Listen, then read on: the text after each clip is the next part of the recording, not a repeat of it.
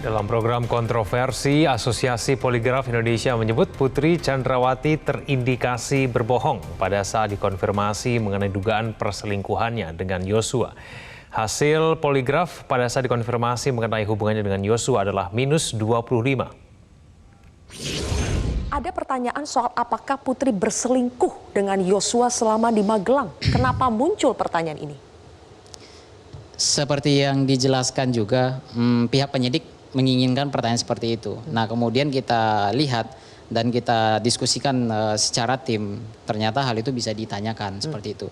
Nah, kita lakukan pertanyaan itu dan kita susunlah pertanyaan poligraf untuk relevannya apa, untuk kontrolnya apa, seperti itu. Oke, jawaban Putri atas pertanyaan poligraf tersebut, dia menjawab tidak berselingkuh ya? Betul. Semua pertanyaan kontrol dan relevan itu harus tidak.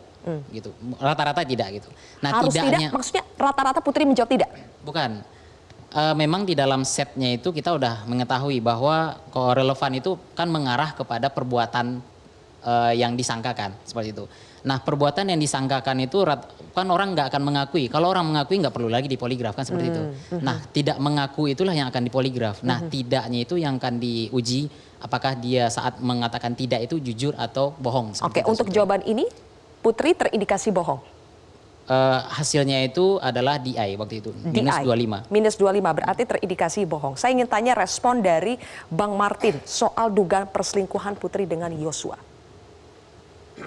Ya, jadi satu yang saya sepakat ya dalam hal ini bukan pertanyaannya, tapi kebohongannya.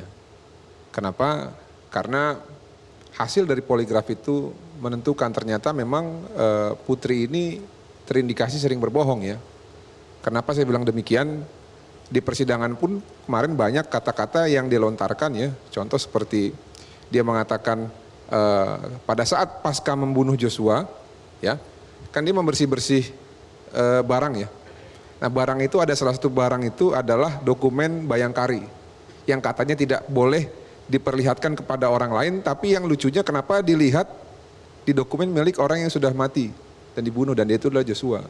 Berarti kan terindikasi barang itu dikuasai ataupun diberikan kepada Joshua. Kembali lagi berarti di situ pembohongan. Nah, mengenai hasil poligraf Joshua selingkuh atau tidak dengan Putri, kalau menurut saya ya, kalau secara garis besar ya dari yang saya tahu ya di wilayah ataupun lingkungan Joshua ini orang yang sayang kepada orang tua.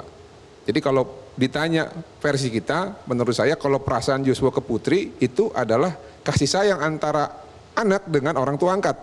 Nah, tapi saya nggak tahu nih, apa yang ada di dalam pikiran Putri Chandrawati. Apakah dia mengidolakan Joshua dalam tanda petik gitu ya, atau memang benar hasilnya itu. Nah, saya tidak mau melangkahi hasil persidangan. Oke. Biarlah nanti hakim yang memutus, yakinnya yang mana. Kalau saya lebih percaya bahwa memang pada tanggal 7 itu ada penolakan yang terjadi. Pada saat ada upaya, ya ini menurut saya loh ya, ada upaya ingin dilecehkan Joshua ini. Oke.